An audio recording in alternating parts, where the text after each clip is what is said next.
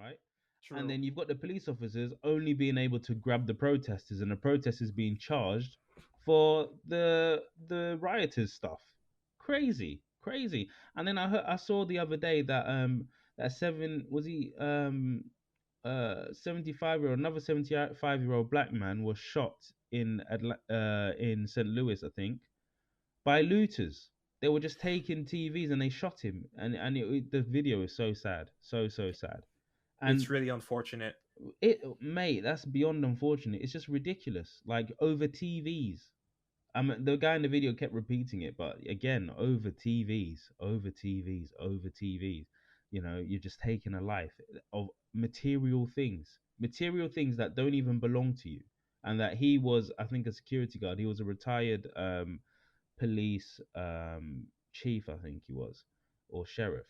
Yeah, he was a captain, I believe, a Yeah, captain, either a captain or a chief. But that was yeah. really unfortunate. It Like was so sad. It you was so dedicated sad. your entire life to the police force, and for you to die senselessly by rioters Yeah, is it's sad.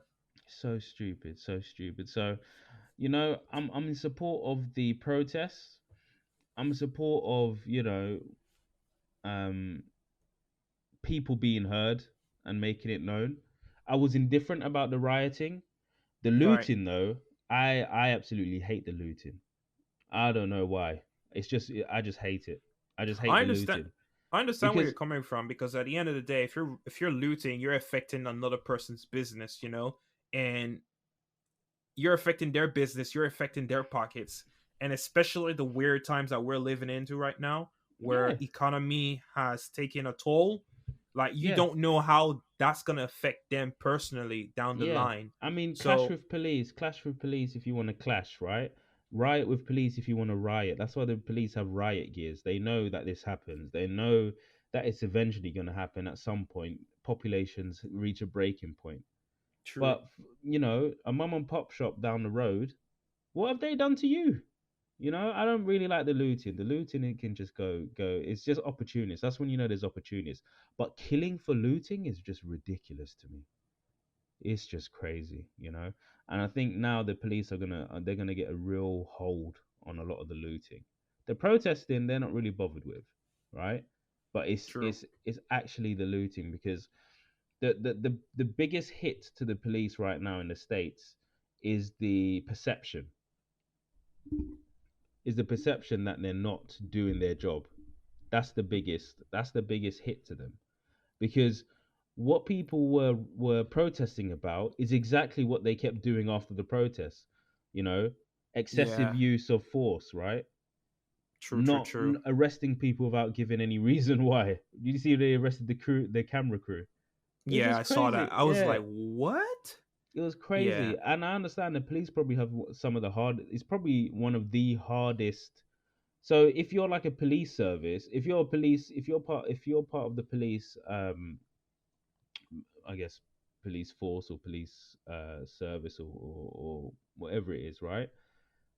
It's probably one of the hardest people facing job you'll ever get, because in a short amount of time you have to assess in a dangerous situation whether or not somebody could potentially kill you, or if somebody wants to walk free, or if somebody is innocent.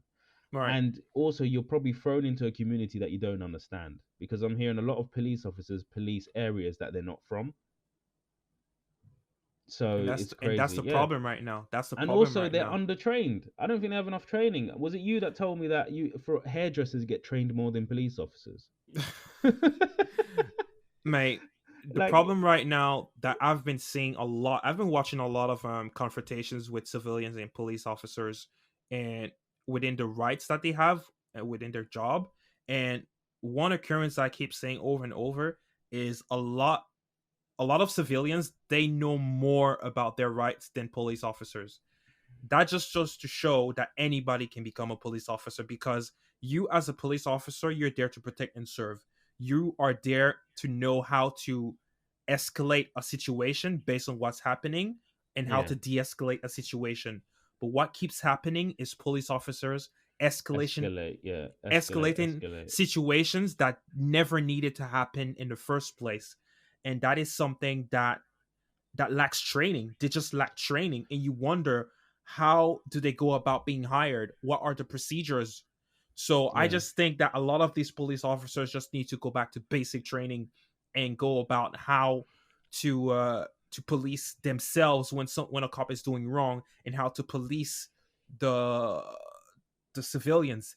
And going back to what you said, a lot of police officers are policing communities where they're not from, which needs to change going forward. Police officers Yeah. should only police communities where they're from, so like that they can build this relationship with the people that they live around, so they know how to de-escalate situations when they come about them. So Yeah, I think you're right on that. I also think that training needs to change. I think training might just need to change because if you think about if we're getting a repetitive, if you're seeing the same things from different places who have different trainers, right, in different all right, states, and you're seeing the same thing happen, then is there's something with the core training that just needs to change. I think that's probably the main part is just people. It's just one, the training needs to change, and yeah, it's just an odd one because it's a tough job.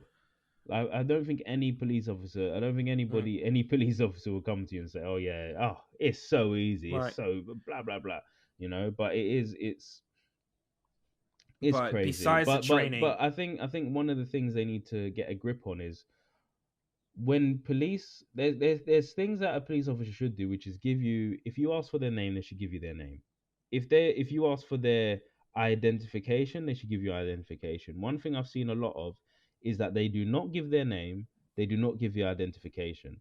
If they make it illegal for an officer to not give you their name and not give you their identification, then I think that stems a lot of the problem because until then they will say, "Oh, in the UK, I don't know about anywhere else, but in the UK, when I've had interactions with the police that are unfavourable due to all stop right, and search or getting pulled over, when you ask for their badge name, when you ask for their name, they'll give you their badge and their uniform badge, their uniform number.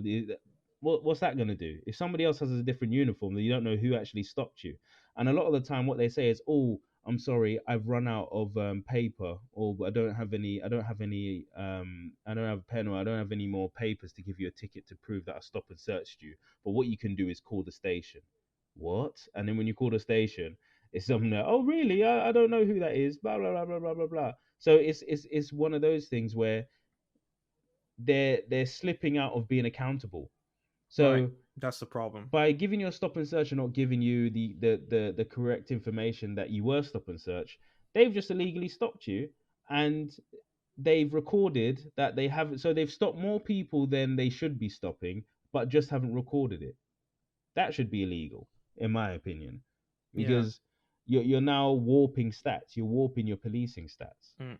But not right? just that, but there needs to be a common ground where the good cops need to call out the bad cops for this bias against black Yeah, but people that are being you can't rely on cops policing cops. You've got other authorities to look down on it. And I know they've tried it before. I think they've tried it before and it hasn't happened. There's so many subgroups in the American police force system. I'm hearing that you have different guilds internally that are just for one particular race, for another race. It's so weird, it's fragmented.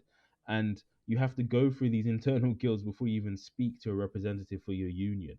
So that in itself is just a no-go. Nobody's if you ever hear a cop or well, an American police officer talk about another officer, they never really they never really sort of um break down their behavior or criticize them, right?